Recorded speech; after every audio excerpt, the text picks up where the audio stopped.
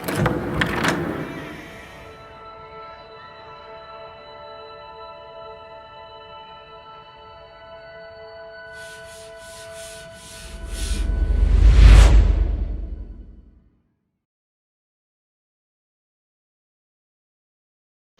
हम देखेंगे GSTR 1 कैसे फाइल करना है। सो GSTR 1 फाइल करने के लिए हमें कहाँ पर जाना होगा, ये सारी चीजें हम देखेंगे। मैंने अपने एक क्लाइंट का आईडी पासवर्ड से लॉगिन कर लिया है और उसके बाद कुछ ऐसी विंडो ओपन होती है जब हम लॉगिन कर लेते हैं। उसके बाद हम जाते हैं सर्विसेज के ऊपर, और सर्विसेज में जाने के बाद अब मैं आपको नहीं बताऊंगा, आप खुद ही देख के समझ जाएंगे कि आपको किस ऑप्शन पे टिक करना है। ठीक है, जब हम रजिस्ट्रेशन के चैप्टर में थे, रजिस्ट्रेशन सीख रहे थे, उस समय हमने रजिस्ट्रेशन पे क्लिक किया था। ठीक है सर, लेजर पे भी हमें नहीं जाना है। लेजर हम क्या चेक करते हैं, कितना कैश मेरे पास पड़ा हुआ है जीएसटी पोर्टल पे। पेमेंट हमें करना नहीं है, और जो ऑप्शन है वो भी हमारे लिए रिलेवेंट नहीं है। बचा क्या, रिटर्न्स। तो सर्विसेज पे जाके, रिटर्न्स पे जाके, रिटर्न डैशबोर्ड, जैसे ही हम उस पर क्लिक करेंगे तो हमारे सामने कुछ ऐसी विंडो ओपन हो जाएगी। जिस भी फाइनेंशियल ईयर का हमें फाइल करना है हम वो सिलेक्ट कर लेंगे। उस फाइनेंशियल ईयर में जिस क्वार्टर का फाइल करना है वो हम सिलेक्ट कर लेंगे, और उस क्वार्टर में किस मंथ का हमें फाइल करना है वो हम सिलेक्ट कर लेंगे और कर लेंगे सर्च। सर्च करने के बाद हमारे सामने पूरा GSTR 1, 3B, 2A, 2B सारी चीजें आ जाती हैं। ये देखिए GSTR 1 आ जाएगा हमारा, GSTR 2A, GSTR 2B, quarterly GSTR 2B and GSTR 3B आ जाएगा। ठीक है, आज हम GSTR 1 फाइल करने वाले हैं तो हम इसके बारे में देखेंगे। GSTR 3B हम नेक्स्ट वीडियो में फाइल करना सीखेंगे। अच्छा, GSTR 2A और 2B को हमने लास्ट क्लास में डिस्कस किया था कि ये सिर्फ इंफॉर्मेशन के लिए होते हैं। कैसी इंफॉर्मेशन, आईटीसी की। तो आईटीसी हमें कहां से क्लेम करनी है, GSTR 2B से। जितनी GSTR 2B में आईटीसी आ रही है वही हम क्लेम कर सकते हैं। ठीक है, डिटेल्ड का इसका क्या रूल होता है वो हम आईटीसी के चैप्टर में देखेंगे। तो ये देखिए, GSTR 2B में अभी जो आईटीसी शो हो रही है वो हो रही है आईजीएसटी में 13,864, और सीजीएसटी में 7,662 एंड एसजीएसटी में भी उतना ही। ठीक है सर, इतनी आईटीसी है। फिर हम डिटेल में जाके भी देख सकते हैं कि पार्टी वाइज कितनी कितनी हमारी आईटीसी है। ठीक है, तो ये सारी चीजें हम GSTR 2B में देखेंगे। अब चलते हैं वापस रिटर्न्स के ऊपर, सर्विसेज, रिटर्न, रिटर्न डैशबोर्ड, और फिर हम आ जाएंगे अपने क्वार्टर में और कर लेंगे एक बार फिर सर्च। ठीक है सर, तो 2B हमने देख लिया, जितनी आईटीसी 2B में उतनी हम कर सकते हैं क्लेम। तो अब हमें फाइल करना है GSTR 1। दो ऑप्शन आ रहे हैं, ऑनलाइन ऑफलाइन। जहां इंटरनेट की स्पीड थोड़ी स्लो होती है, जो हमारे गांव के एरिया है जहां इंटरनेट की स्पीड उतनी अच्छी नहीं है, वहां हम ऑफलाइन भी भर सकते हैं।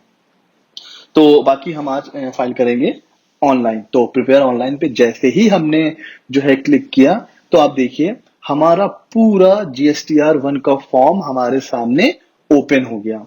इसमें अलग अलग टैब हैं, जिस भी टैब में हमें इंफॉर्मेशन डालनी है हम वहां पर क्लिक करेंगे, और जिस टैब में इंफॉर्मेशन नहीं डालनी है उसको हम एज इट इज छोड़ देंगे। ठीक है, सो ये देखिए पूरा फॉर्म है GSTR 1 का। आपको देखने में बहुत बड़ा लग रहा होगा, लेकिन ये सारी इंफॉर्मेशन हमें नहीं देनी होती है। ठीक है, इसमें से कुछ ही टैब ऐसे होते हैं जो हमारे लिए रिलेवेंट होते हैं। ठीक है सर, जैसे सबसे पहले B2B दिख रहा है आपको, और ये देखिए debit note and credit note है। डेबिट नोट, क्रेडिट नोट हमने इनवॉइस के चैप्टर में पढ़ा था कि कब इशू करना होता है। ठीक है, तो अगर debit note and credit note है तो हम यहाँ पे जो है एंट्री कर देंगे।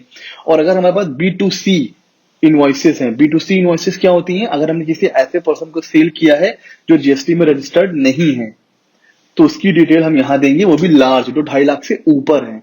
और जो 2.5 लाख से नीचे B2C हैं उन्हें हम कहां पर एंटर करेंगे, B2C अदर्स में।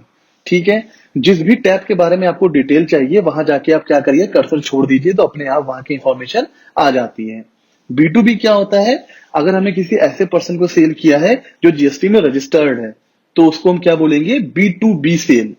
तो B2B इनवॉइसेस यहां से चढ़ानी है तो हम क्या करेंगे, इसके ऊपर क्लिक कर देंगे। ठीक है सर, अब देखिए यहाँ पर ऐड डिटेल आ रहा है। जितनी भी बी टू बी इनवॉइसेस हमें एंटर करनी है, उतनी बार हमें क्या करना है, ऐड डिटेल। अगर 5 इनवॉइस है तो 5 बार हमें ऐड डिटेल करना पड़ेगा। ठीक है, तो अब हम देखेंगे कि बी टू बी इनवॉइसेस कैसे चढ़ानी है GSTR1 में। ठीक है फ्रेंड्स, तो आगे चलते हैं। सो दोस्तों, अब इनवॉइस को कैसे चढ़ाते हैं जीएसटी पोर्टल पे, वो हम देखेंगे। तो जितनी भी हमें इनवॉइस ऐड करनी है, हमें हर बार करना है ऐड डिटेल। तो हम ऐड डिटेल पे जाएंगे। जैसे ही हम ऐड डिटेल पे जाएंगे तो हमारे सामने एक विंडो ओपन हो जाएगी, जिसमें हमें क्या करना है, अपने जो भी हमने सेल करी है उसकी इंफॉर्मेशन देनी है बस। जैसे मैंने जो इनवॉइस के बेस पर एक समरी बना ली है अपने क्लाइंट की कि महीने भर में कितनी सेल हुई है, तो मैंने क्या करा हुआ है, एक समरी पहले से बना ली है। ठीक है, जो इनवॉइस क्लाइंट ने दिया था उसके बेस पे, इससे क्या होता है, काम थोड़ा सा इजी हो जाता है। तो मैंने क्या करा हुआ है, एक समरी बना ली है, तो मैं इसी से ही क्या करूंगा, GSTR1 फाइल करूंगा। ठीक है सर, इसमें सारी चीजें हैं, देखिए टैक्सेबल वैल्यू, CGST, SGST, सब मैंने यहाँ पर एक समरी बना ली है। इससे क्या हो जाता है, हमारा टाइम बच जाता है। तो आप चाहो तो ऐसे बना सकते हो, ये कोई सेट फॉर्मेट नहीं है, आप चाहो तो अपना फॉर्मेट खुद भी बना सकते हो जो आपको सही लगे। मुझे ऐसे सही लगता है तो मैंने ऐसे बना लिया है। ठीक है, अगर आप मुझसे कहोगे तो मैं ये फॉर्मेट आपके साथ शेयर भी कर दूंगा। ठीक है, आगे चलते हैं और देखते हैं GSTR1 में इसको कैसे इंटर करना है।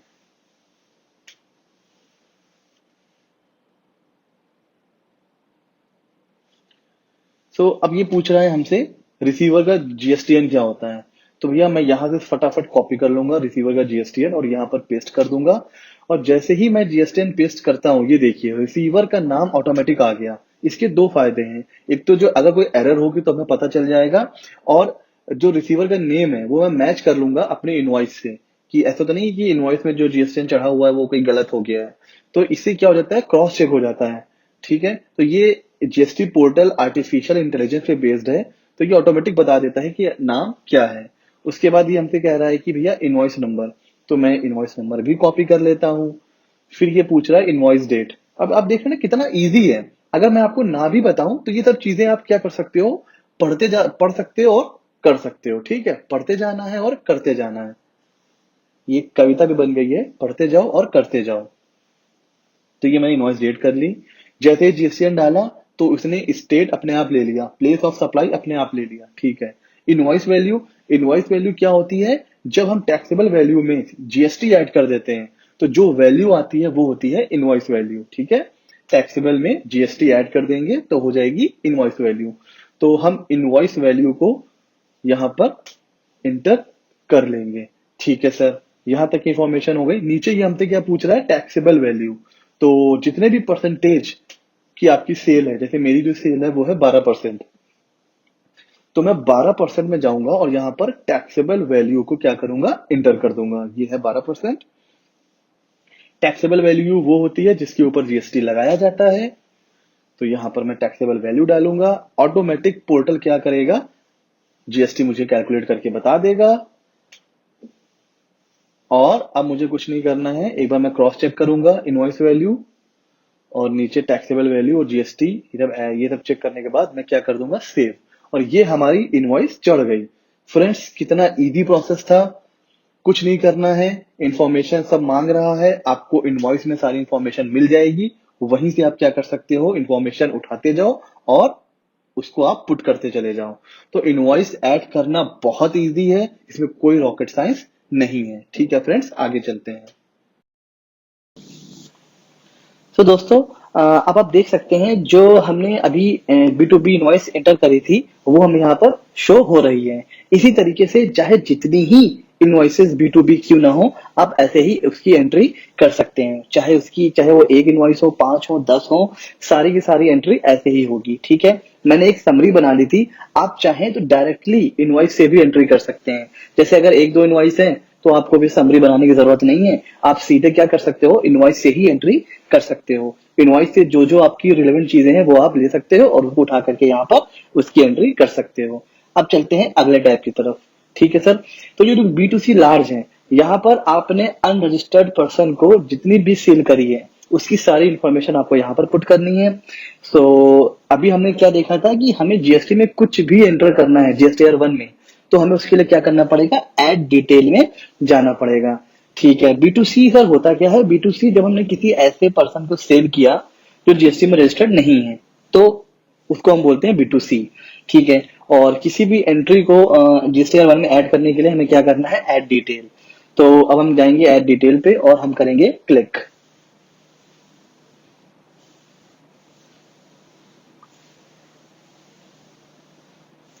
तो जैसे ही हमने ऐड डिटेल पे क्लिक किया तो हमारे सामने ये विंडो ओपन हो गई। ठीक है, अब आप देखिए ये सारी वही इंफॉर्मेशन है जो अभी हमने बी2बी में एंटर की थी, बस एक चीज यहाँ पर नहीं है, वो क्या है, रिसीवर का जीएसटीएन नंबर। ठीक है, तो हमने यहाँ पे कर लेंगे प्लेस ऑफ सप्लाई वाला जो स्टेट है वो सिलेक्ट कर लेंगे, फिर हम इनवॉइस नंबर यहाँ पुट करेंगे, इनवॉइस वैल्यू, इनवॉइस की डेट, और यहाँ पर हम क्या करेंगे, टैक्सेबल वैल्यू इनपुट करेंगे। सारी वही सब चीजें हैं जो आपने बी2बी में अभी देखी हैं। एक चीज नहीं है, रिसीवर का जीएसटीएन, क्योंकि ये अनरजिस्टर्ड पर्सन को जब सेल होती है तो ही हम यहाँ पर उसकी एंट्री करते हैं, इसलिए रिसीवर का जीएसटीएन यहाँ पर नहीं है। बाकी सारी इंफॉर्मेशन बी2बी इनवॉइस जैसी ही है, तो यहाँ पर आपको कोई कंफ्यूजन नहीं होगा। ये सारी चीजें डालने के बाद हम नीचे देखिए ये सेव का ऑप्शन है, तो हम उससे क्या करेंगे, सेव कर देंगे एज जैसे हमने जीएसटीआर 1 किया था। ठीक है, वापस आते हैं जीएसटीआर 1 में, आगे चलते हैं debit note and credit note.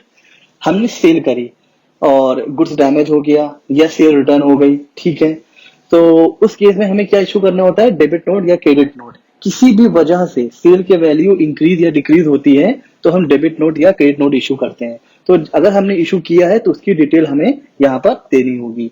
तो फिर वही बात है, हम ऐड डिटेल करेंगे और ऐड डिटेल करने के बाद ये देखिए रिसीवर का जीएसटीएन नंबर यहाँ पर हमें पुट करना है जिससे माल वापस आया है, जिसकी सेल और इंक्रीज या डिक्रीज करनी है। Debit note and credit note हम यहाँ इशू करेंगे। टाइप डेबिट नोट है कि क्रेडिट नोट है वो हम यहाँ से देख लेंगे, एंड फिर नोट की वैल्यू हम देख लेंगे कितने वैल्यू का से हमें बढ़ाना या घटाना है, और प्लेस ऑफ सप्लाई यहाँ से कर लेंगे सिलेक्ट, एंड उठा के क्या कर देंगे, सेव। कुछ भी ऐसी इंफॉर्मेशन नहीं है जो आपको इनवॉइस से नहीं मिल पाएगी।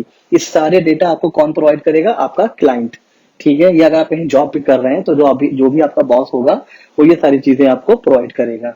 ठीक है सर, तो यहां से हम debit note and credit note की एंट्री कर सकते हैं।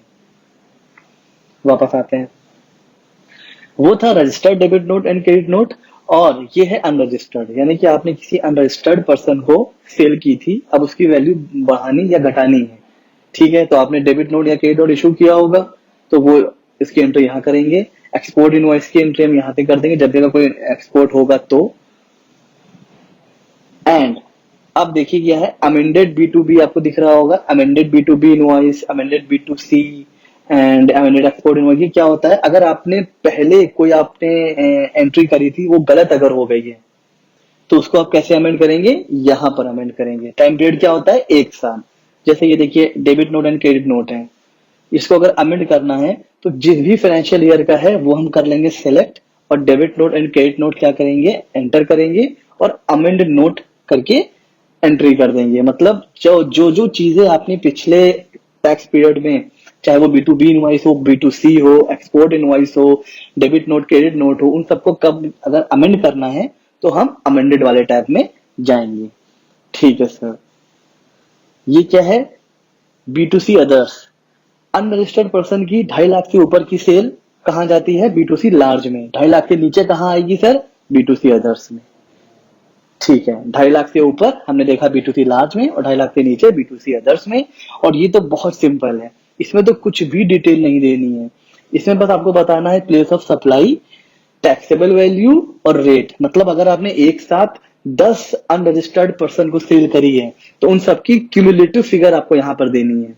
ठीक है, अगर रेट सेम है, 10 लोगों को अलग अलग रेट से दिया है तो अलग अलग एंट्री होगी। मतलब अगर आपने 10 पर्सन को सेम रेट से 12% या 18% एंट्री करी है तो उसकी क्यूमुलेटिव एंट्री यहाँ से आपको करनी है। तो बहुत ही सिंपल एंट्री इसकी भी होती है। ठीक है फ्रेंड्स, आगे चलते हैं। अगर आप एग्जेम्प्टेड सप्लाई करते हैं, नील रेटेड करते हैं, तो आपको 8A, 8B, 8C and 8D में उसकी एंट्री करनी है सर। यहाँ पर उसकी एंट्री हो जाएगी। कुछ एडवांस लिया है तो उसकी डिटेल हमें यहाँ पर देनी है। कुछ एडवांस का एडजस्टमेंट है तो उसकी डिटेल यहाँ पर देनी है। और HSN wise summary, this is the most important part. 1 अप्रैल 2021 से इसमें अमेंडमेंट हुआ है और अब इसकी डिटेल देना मैंडेटरी है।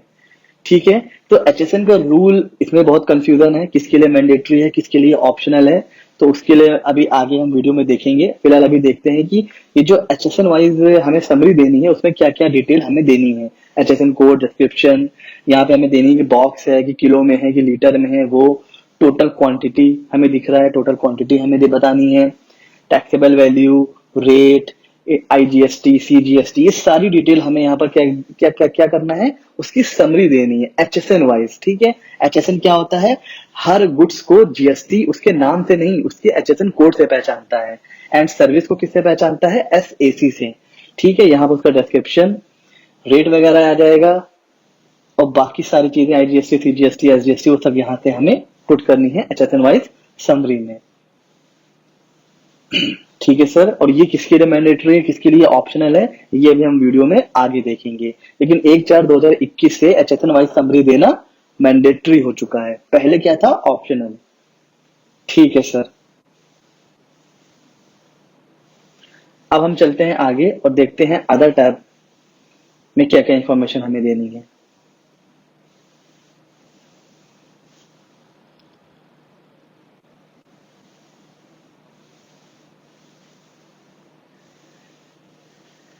ठीक है, यहाँ से हम एचएसएम वाइज समरी समरी दे देंगे। एंड फिर ये देखिए आ रहा है 13 नंबर टैब में डॉक्यूमेंट इश्यूड। इसमें कुछ भी नहीं करना है, इसमें बस हमें ये देखना है कि एक महीने में जो टैक्स पीरियड है हमने कितने इनवॉइस उसमें इशू करे हैं। इनवॉइस के चैप्टर में हमने जितने इनवॉइस पढ़े थे वो सब यहाँ पर आपको दिख जाएंगे। टोटल नंबर कितने हैं, कितने कैंसिल करे हैं, उसमें से जब ये लिस्ट कर देंगे टोटल नंबर में कैंसिल तो नेट इश्यूड आ जाएगा। ठीक है, तो ये सारी चीजें की इन सारी चीजों की डिटेल हमें यहाँ पर देनी है, आउटवर्ड सप्लाई की। उसी तरह नीचे आते हैं तो इसकी जो डिटेल है वो हमें यहाँ देनी है। उसी तरह B2C को अगर आपने अमेंड किया है किसी किसी पिछले टैक्स पीरियड का, वो हम 10 नंबर में एडजस्टमेंट ऑफ एडवांस यहाँ पर B2C 10 नंबर में हमें देना है। तो मतलब अमेंडेड, अगर आपसे कोई गलती हो जाती है तो आप उसको अगले मंथ के GSTR1 में amended B2C others, amended adjustment of advance, इसके थ्रू आप उसको क्या कर सकते हो, करेक्ट कर सकते हो। ठीक है सर, तो ये इन सारे टैक्स का मतलब था। सो फ्रेंड्स, अब अभी तक मैंने सारी इनवॉइस की एंट्री कर ली है जो अपडेट भी हो गई है। और अब चलते हैं एचएसएन वाइज समरी की तरफ। मैंने एचएसएन वाइज समरी में आपको बताया है कि ये मैंडेटरी है 1 अप्रैल 2021 से। और किसके लिए ये मैंडेटरी है और कब ये ऑप्शनल हो जाता है ये भी हम वीडियो में आगे देखने वाले हैं। ठीक है, फिलहाल एचएसएन वाइज समरी मैंने यहाँ पर उसकी एंट्री कर रखी है। मैंने एचएसएन वाइज उसकी जो कोड होता है वो दे रखा है, डिस्क्रिप्शन वगैरह दे रखी है, टोटल क्वांटिटी ये मैंने इनवॉइस से ले रखा है, और टैक्सेबल वैल्यू ये भी सब मैंने इनवॉइस से ले रखा है। ये जो मैंने समरी बनाई थी तो ये सारी डिटेल मैंने यहाँ से उठाई है। ठीक है, इसलिए मैं आपसे कह रहा हूँ अगर आपकी इनवॉइस ज्यादा है तो आप समरी बना सकते हैं। उससे क्या होगा, आपको सारी इंफॉर्मेशन एक जगह मिल जाएगी और आपका काफी टाइम बच जाएगा। तो अगर ज्यादा इनवॉइसेस हैं तो आप हमेशा समरी बना के ही GSTR1 की फाइलिंग करें। ठीक है, तो ये जो था एचएसएन वाइज समरी का। अगला जो इम्पोर्टेंट टैब होता है वो टैब होता है डॉक्यूमेंट इश्यूड का। ये कुछ भी नहीं होता है, जितने भी इनवॉइस आपने एक टैक्स पीरियड यानी कि मंथ में अगर आपने इशू करे हैं तो उन सबकी डिटेल आपको इस टैब में देनी होती है। पहला है इनवॉइस फॉर आउटवर्ड सप्लाई, मतलब आपकी सेल, आपने अनरजिस्टर्ड पर्सन से कुछ परचेज किया है उसकी डिटेल आपको कहाँ देनी है, नंबर 2 पे। ये देखिए revise invoice, debit note, credit note, कुछ याद आ रहा है फ्रेंड्स, ये सारी चीजें हमने इनवॉइस के चैप्टर में पढ़ी थी। अगर आपने वो सारी चीजें इशू करी हैं तो आपको यहाँ पर उसकी डिटेल एंटर करनी है। ठीक है, तो हमारे हमारा क्या है, अभी सिर्फ सेल की इनवॉइस है B2B, तो वो हमें ऐड करनी है। तो देखिए बड़ा बड़ा लिखा हुआ है ऐड डॉक्यूमेंट, वहां पर हम करेंगे क्लिक। फ्रॉम पूछ रहा है कहाँ से, तो ये देखिए इसमें मई और जून दोनों मंथ का है। मई की कुछ इनवॉइस शायद छूट गई थी, तो देखिए 3 नंबर इनवॉइस से लेकर के और 24 तक है। ठीक है, अब हमें कुछ भी नहीं करना है, सिंपली जाएंगे फ्रॉम नंबर 3 टू नंबर 24। ठीक है सर, ये टोटल कितने नंबर हो गए हैं वो देख लेते हैं। तो एक बार इन सबका फटाफट टोटल कर लेते हैं कि कितने नंबर ऑफ इनवॉइस हैं।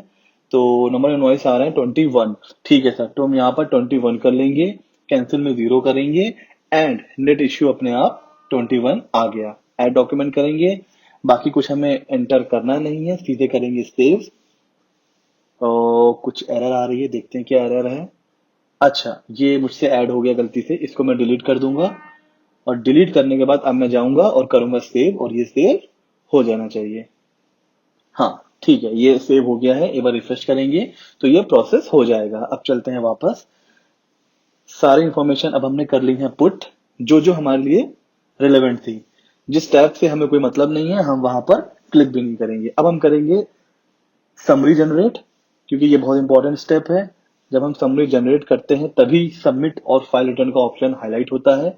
जैसे ही हमने जनरेट समरी पे क्लिक किया, ये देखिए लिख के आ रहा है कि अभी जो है generate summary is in process है, थोड़ा टाइम लगेगा। और ये देखिए लिखा हुआ है कि समरी डिस्प्ले हो रही है कब की, 17 जुलाई 12:21 की, मतलब 12:21 को एक समरी अभी जनरेट हुई है। टाइम भी 12:21 हो रहा है, तो ये अभी की समरी है। ठीक है, एक बार हम क्या करेंगे, प्रीव्यू डाउनलोड करेंगे। प्रीव्यू डाउनलोड जरूर करिए फ्रेंड्स, इससे क्या होगा, आप क्रॉस चेक कर सकते हैं जो भी अमाउंट आपने एंटर करी है वो सही से एंटर हुई है कि नहीं हुई है, वो सारी चीजें आप प्रीव्यू से चेक कर सकते हैं। हाँ, HSN वाइज समरी तो आ गई है, ठीक है। लेकिन देखिए फ्रेंड्स, अभी डॉक्यूमेंट इश्यूड ये अपडेट नहीं हुआ है। कई बार जब आप GSTR 1 में एंट्री करते हैं तो चीजों को, इंफॉर्मेशन को अपडेट होने में 10 से 15 मिनट लगते हैं। तो ऐसा नहीं कि आपने तुरंत एंट्री करी और आपने आपने सबमिट कर दिया, नहीं, गलती हो जाएगी। पहले प्रीव्यू डाउनलोड करिए, सारी इंफॉर्मेशन को वेरीफाई करिए। जब सब वेरीफाई हो जाए तो ही सबमिट पे क्लिक करिए। ठीक है, एक्नॉलेजमेंट पे टिक करके हम सबमिट पे क्लिक करेंगे और सबमिट करने के बाद फिर हम क्या करेंगे, फाइल रिटर्न।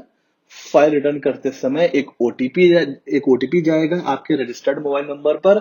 वो जैसे ही आप पुट करेंगे, एंटर करेंगे, आपका रिटर्न फाइल हो जाएगा। कोई कंफ्यूजन हो GSTR 1 को फाइल करने में, यहाँ तक कोई डाउट, कोई कंफ्यूजन, आप सीधे मुझसे मेरे व्हाट्सएप नंबर पर पूछ सकते हैं। आई होप आपको वीडियो समझ में आया होगा। HSN वाइज समरी किसके लिए मैंडेटरी है, किसके लिए ऑप्शनल है, वो भी देख लेते हैं। सो फ्रेंड्स, अब हम देख लेते हैं HSN वाइज समरी किसके लिए कब मैंडेटरी है, कब ऑप्शनल है। अगर आप ऑफिशियल नोटिफिकेशन देखेंगे जीएसटी का तो बहुत लेंदी है। मैंने उसको एक समराइज, एक टेबल फॉर्मेट में आपके सामने मैं उसको प्रेजेंट कर रहा हूं ताकि आपका सारा कंफ्यूजन दूर हो जाए। ठीक है, आपको डिटेल में जाकर नोटिफिकेशन पढ़ने की जरूरत नहीं है। सिंपल क्या लिखा हुआ है, अगर आपका टर्नओवर 5 करोड़ तक है और आप इशू कर रहे हैं B2B इनवॉइस तो आपके लिए मैंडेटरी है। B2C इनवॉइस तो ऑप्शनल है। कितने डिजिट का HSN कोड देना है, 4 डिजिट का। और अगर आपका टर्नओवर 5 करोड़ से अबव है तो चाहे आप B2B कर रहे हो चाहे B2C कर रहे हैं, दोनों ही केस में आपके लिए HSN कोड को मेंशन करना इनवॉइस में और GSTR 1 में मैंडेटरी है। और कितने डिजिट का कोड आपको देना है, 6 डिजिट का। ठीक है, ये है पूरे नोटिफिकेशन का क्रक्स। इसके अलावा अब आपको कुछ भी अलग से कोई और वीडियो या कोई और नोटिफिकेशन देखने की जरूरत नहीं है। क्रक्स यही है, 5 करोड़ तक है B2B मैंडेटरी, B2C ऑप्शनल। अब 5 करोड़ आपका टर्नओवर है तो हर केस में आपके लिए क्या है, मैंडेटरी। ठीक है फ्रेंड्स। तो फ्रेंड्स, ये था GSTR 1 के ऊपर हमारा लेक्चर। अगला जो लेक्चर होगा हमारा वो GSTR 3B के ऊपर होगा। तो तब तक के लिए आप लोग सेफ़ रहिए। एंड अगर आपको वीडियो पसंद आया हो तो लाइक कर दें, अपने फ्रेंड्स तक शेयर कर दें एंड मेरे चैनल को सब्सक्राइब कर लें। मिलते हैं अगले वीडियो में, तब तक के लिए गुड बाय।